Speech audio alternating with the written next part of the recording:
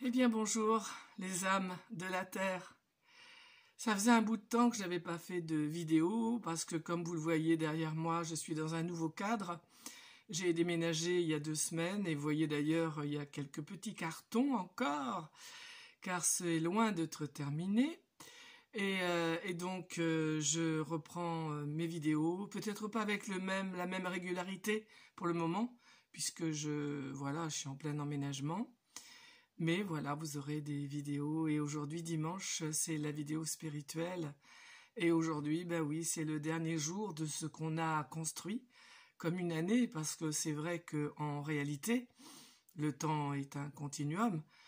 C'est l'humain qui a divisé le temps, qui a créé le temps et qui l'a divisé en mois, en années, en jours, en minutes, en secondes, en tout ça. Mais bon, en réalité, lorsqu'on est dans un ressenti hors du champ mental, eh bien on se rend compte, c'est-à-dire on réalise, on sent la réalité du fait qu'il n'y a pas de temps. Mais c'est important quand même qu'il y ait un temps, qu'il y ait des repères, qu'il y ait des notions données. Parce que si ça n'était pas le cas, on risquerait de se noyer dans un infini. Et nous sommes ici dans une incarnation finie, avec une forme. Et donc c'est bien. L'important n'est pas tellement la forme. L'important c'est de savoir que c'est de la forme et de ne pas s'attacher à elle. Voilà, mais après tout, peu importe la forme, l'important c'est de sentir qu'on n'est pas la forme. Et ça vient à force de s'intérioriser, de revenir à l'intérieur de soi, de son être, de se centrer sur la respiration, qui, elle, nous permet de descendre à un niveau de conscience tel qu'il est là pour nous faire sentir qui nous sommes vraiment. En fait, le but, on va dire, de l'existence humaine, en tout cas ce sont mes vérités, hein. Moi je ne les assène pas comme étant la vérité, loin de moi, ce sont les choses que moi j'ai réalisées dans mon expérimentation. Voilà, donc ce que l'on constate en fait je ne sais plus ce que je disais par rapport à ça, mais peu importe, ce que j'ai constaté par rapport à la vie humaine, c'est qu'effectivement le but de l'existence humaine, c'est simplement de spiritualiser la matière. Ça veut dire quoi? Waouh, c'est un terme, waouh, spiritualiser la matière. Qu'est-ce que ça veut dire? C'est simple en fait.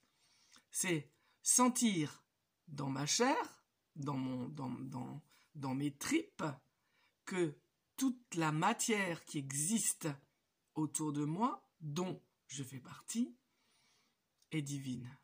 C'est simple, hein? C'est ça, spiritualiser la matière. Je le répète, tout est très simple. C'est trop simple pour qu'on y croie, parce que on nous a inculqué que il fallait souffrir, qu'il y avait la dualité, que c'était normal, que s'il n'y avait pas la souffrance, il n'y aurait pas le bonheur. Toutes ces choses-là auxquelles on peut croire si on veut. Moi, je n'y crois pas. Je ne crois pas à ça. Mais c'est mon truc à moi. Donc, nous sommes là pour expérimenter, pour sentir que tout ce qui est là autour de nous, nous y compris, est spirituel. C'est simple. C'est tellement facile. Par exemple, là, je regarde mon portable. Je peux le faire d'une façon automatique, c'est un rectangle avec lequel parfois, pour moi, c'est pas facile hein, de le maîtriser, voilà. Bon, je peux le considérer comme ça, puis je me vois en face et je parle, et voilà, et il y a des trucs autour de moi, et c'est tout. Je peux faire autrement, et je peux mettre plus de vie, plus d'envie dans ma vie, et du coup plus de bon. Et oui, c'est vrai, plus de vibration, puisque tout est vibration, en me disant, grâce à cet objet qui est là, face à moi, que des êtres ont contribué à bâtir, à construire, parfois même au détriment de leur vie. Et ça, c'est pas top. Mais bon, passons, c'est un autre sujet. Mais grâce à cet objet qui est là devant moi, grâce à ces progrès des humains, ils ont fait en sorte que je puisse parler à travers ce micro, merveilleux instrument qui amplifie ma voix et qui permet à d'autres personnes que je ne connais pas, que je ne vois pas, mais qui sont les mêmes que moi, d'entendre ma voix, d'entendre ce que je dis, de sentir les vibrations qui se dégagent de moi. Et là, je spiritualise la matière. Je spiritualise aussi ce corps grâce auquel je peux transmettre des choses. C'est simplement ça, spiritualiser. Je peux simplement manger en mangeant, en réfléchissant pas. Mais je peux spiritualiser quand je mange, que ce que je mange est merveilleux pour moi, que grâce à la terre, alors je vais dire n'importe quoi, parce que moi je le fais très souvent, sans le dire à personne d'ailleurs, mais grâce à la terre, je mange ces pommes de terre, je mange ces carottes, je mange avec ce sel, et je mange ces fruits, et je mange même cette chair animale dont j'ai besoin, moi, avec mes problèmes de thyroïde, pour exister. Et je remercie tout cela de me donner cette énergie qui me permet d'exister, d'incarner cet être et de vivre. Ça, c'est spiritualiser. Et c'est vrai que lorsqu'on dit que Dieu est tout, Dieu est partout, c'est simple à faire. C'est pas difficile quand même. Les exemples que je donne ne sont pas très difficiles à réaliser. Et il s'agit, c'est vrai, de le faire au maximum, un maximum de fois, parce qu'en plus de ça, c'est tellement agréable. Soit je vis comme un robot, et je me sers des choses et des autres. Et puis, sans conscience, j'avance. Soit, chaque instant de ma vie, chaque seconde qui m'est donnée, chaque conscience qui s'ouvre à l'intérieur, me permet de sentir le bon, le beau, le sacré de la vie. Lorsque nous aurons connecté en nous le beau et le sacré de chaque instant, de chaque chose qui constitue notre vie matérielle, nous aurons spiritualisé la matière et nous aurons fait en sorte que le royaume de Dieu soit sur la terre. Ce n'est pas une vaine phrase que le royaume de Dieu soit ici sur la terre. C'est simplement ça. C'est simplement ça à faire. Et oui, c'est vrai. Après, oui, c'est à faire. À faire régulièrement. Et c'est ce qu'on peut appeler, oui, une ascèse, une sadhana, oui, un chemin de vie. Oui, on peut appeler ça comme on veut. C'est une habitude à prendre. C'est cela, spiritualiser la matière. C'est aussi simple que ça. Et en faisant ça, sans forcément s'intérioriser, mais c'est bon aussi et on va le faire, mais sans forcément s'intérioriser, en faisant ça, en prenant conscience au maximum de nos journées, mais peu importe si on l'a fait qu'une fois, c'est pas important. Rien n'est important que de sentir la vie, la beauté de la vie qui pulse partout. Et donc, le faire une fois, 2 fois, 3 fois, sentir comment c'est bon et comment du coup, je vis ma vie vraiment. C'est aussi simple que ça. S'intérioriser, bien sûr, c'est aussi quelque chose qui va être tellement nourrissant pour l'être. Parce que c'est ce qui va amener le ressenti que je suis le divin, que je suis ça. Et ça, c'est important. C'est important de le connecter. Comme je l'ai déjà dit, ça nous a été enlevé dès notre naissance, depuis pas mal de temps. Alors moi, je n'utiliserai jamais le terme archonte, tous ces machins-là. C'est pas que j'y crois pas ou j'y crois, j'en sais rien, mais ça ne m'intéresse pas. C'est pas là que c'est pas là que j'en suis, d'accord? Moi, ce que j'en suis, c'est la paix, la joie, le vide qui est plein d'amour. Voilà, c'est là que moi je suis. Et donc, c'est vrai que cette connexion à qui je suis, que je suis de tout temps et pour l'éternité, elle a été ôtée au petit fœtus lorsqu'il sort du ventre de sa mère. Et c'est pour ça que lui, au début, lorsqu'il n'a pas encore conscience de l'ego qu'il est, eh bien, il se confond, il fusionne avec tout. Et c'est ce qui fait que le regard d'un bébé et d'un tout petit est tellement prenant quand un adulte le regarde, parce que ce regard est complètement ouvert. Le petit ne cille pas des yeux, il n'a pas un œil interrogatif ou suspicieux, il a juste un œil ouvert. Il regarde. C'est cette connexion à qui il est vraiment, mais dont il n'est pas conscient. Et cette conscience-là ne peut être amenée, ne peut être, comment dire, oui, proposée que par un adulte qui l'a déjà senti, donc qui a fait tout ce chemin pour sentir ce que le petit enfant sent, mais sans le savoir. Alors qu'après, eh bien, on le sait, on le sent, on l'est et on le sait. Et ça change tout. Parce que oui, bien sûr qu'après, dans cette vie incarnée, il y aura des émotions, il y aura des erreurs, il y aura la vie qui est là et qui fait que on se trompe, on va ici alors qu'on aurait mieux fait d'aller là et qu'on est en colère et qu'on est peut-être, je sais pas moi, mauvais joueur ou peu importe. Mais à l'arrière-plan, il y a la vision de ce qui est vu.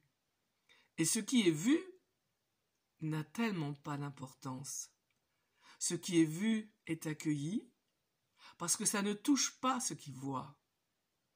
Et ce qui voit aime ce qui est vu. Et c'est tout. Et ça passe. Comme la pluie qui passe, comme le nuage qui passe. Reste le fond immuable d'amour infini. Voilà. Donc, à la fois, ce qui est à faire si on en a envie, toujours pareil, hein, chacun a le choix. On a toujours le choix. Dans la vie, il n'y a pas d'obligation, il n'y a que des choix, que des occasions. Et on fait, voilà, on choisit. Donc, lorsqu'on choisit cela, eh bien, moi, je vous propose voilà, des choses concrètes. Moi, j'aime le concret, j'aime le pragmatisme.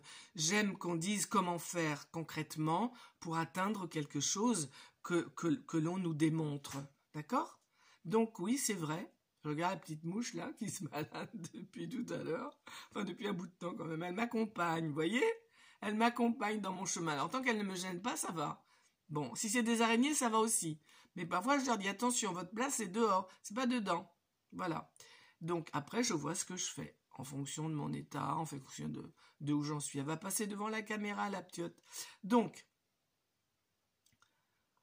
tous les jours, en spiritualisant les choses qui sont autour de moi, oui, ça me rappelle une histoire, encore une fois, dans un des livres d'Arnaud. À un moment donné, il dit qu'il était allé donc en séjour chez Swamiji Prajnapada, hein, qui était son enseignant, son gourou. Et Swamiji donc était assis, je sais pas, par terre, je sais pas comment. Et Arnaud, lui, prenait plusieurs couvertures qui étaient pliées dans un coin de la salle et s'asseyait sur ces couvertures pour parler avec Swamiji. Et lorsqu'il avait terminé, il prenait les couvertures et les balançait sur la pile. Et Swamiji l'arrête et lui dit « Mais tu fais quoi là avec ces couvertures ?» Alors Arnaud, il regarde et voilà, il ne sait pas quoi répondre. Et Swamiji lui dit « Tu n'es sans doute pas conscient que ces couvertures, elles t'ont servi pour que tu sois plus confortablement assis, que ces couvertures, elles ont été fabriquées peut-être par des enfants, par des femmes, tu vois, ils ont tissé ces couvertures. Avec soin, avec minutie, Tu vois le travail régulier des couvertures, l'épaisseur qu'elles ont. Comment tu peux les jeter comme ça sur la pile des autres couvertures? Et vraiment là, Arnaud a pris conscience de la spiritualisation de la matière. On ne peut plus après prendre les objets sans conscience, sans gratitude, parce qu'ils sont là et qu'ils nous servent.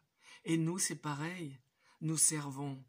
Et nous avons à avoir vis-à-vis de nous de la gratitude par rapport à nous-mêmes, parce que nous servons. Et lorsque nous servons bien, pour le bon, eh bien, nous pouvons aussi avoir de la gratitude et être fiers de l'incarnation que nous sommes. Tout ce qui amène du bon, du positif, est vraiment bon pour les vibrations d'ici, et de la Terre, et du cosmos, et du divin que je suis. Voilà, vous voyez, j'avais rien préparé, c'est bien, 16 minutes. Je vous propose maintenant de rentrer à l'intérieur de nous-mêmes, comme nous le faisons le dimanche, et de fermer les yeux, et de se tenir droit, les mains posées sur les cuisses, et de fermer les yeux.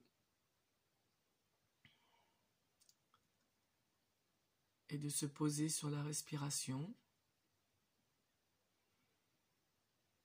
L'inspire, l'expire.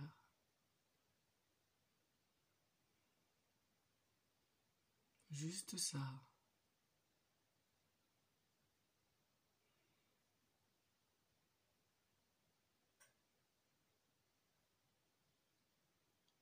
Et sentir les yeux fermés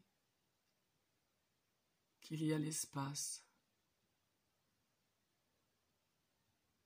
Où est le corps? Existe-t-il un corps là, ici et maintenant? Cette voix, est-ce qu'elle sort d'un corps ou est-ce qu'elle est entendue dans l'espace, sortie de l'espace?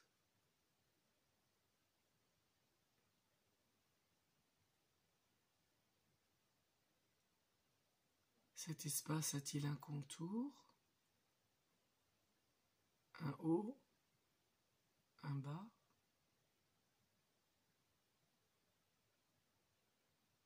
A-t-il une forme?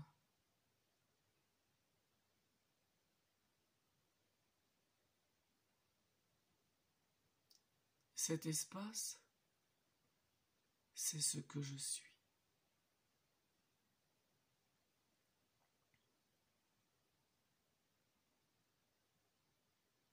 Je suis espace.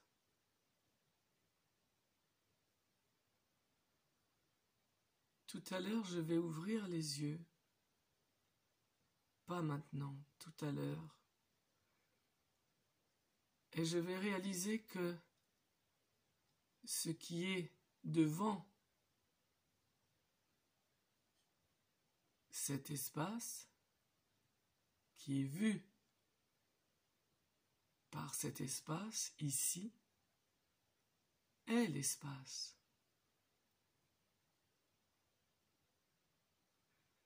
De la même façon que là, ici et maintenant, est ressenti l'espace sans forme, sans limite.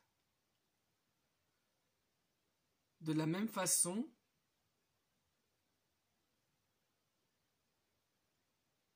voici l'espace avec des formes.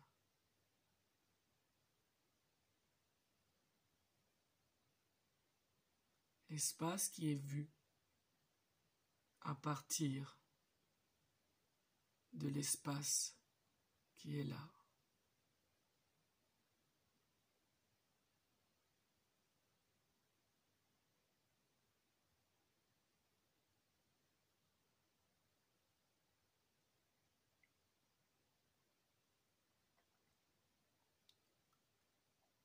Et tout en sentant que ce ne sont pas deux yeux qui voient,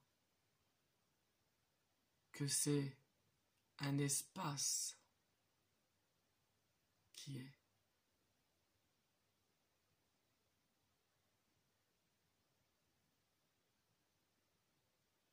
Le ressenti est lequel?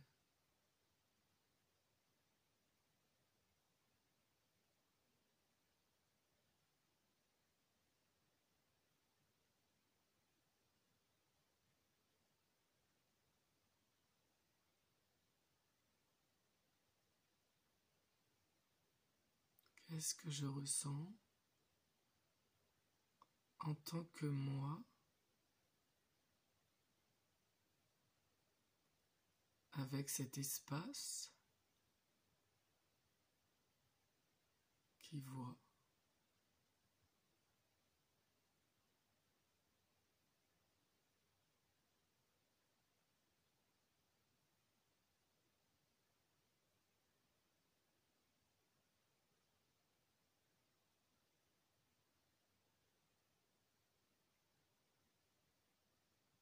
Ce qui est là est paix, vide, plein de la vision de ce qui est vu et qui est vu à partir de paix.